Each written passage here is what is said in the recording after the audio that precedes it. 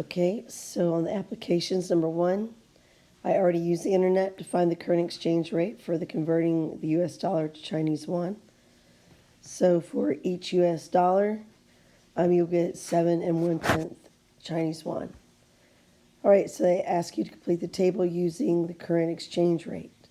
So go ahead and pause this and fill out the table. Okay, then it says write an equation that will convert US dollars to Chinese yuan. Well, it looks like the yuan was our our dependent variable, sorry about that. And what did we multiply the US dollar by to get the Chinese yuan? I think we multiplied it by 7 1/10. Then it says, which is the independent variable in your equation? Okay, so the independent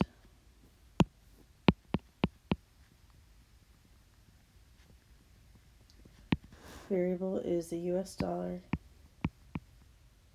which we're using D because that's the input. Oops. And then the dependent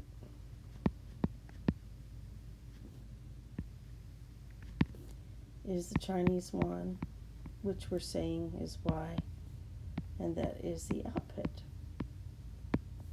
So the average cost in China of an imported Volkswagen is the equivalent of $24,000. How much is that in yuan? So Y equals 7.1 times $24,000.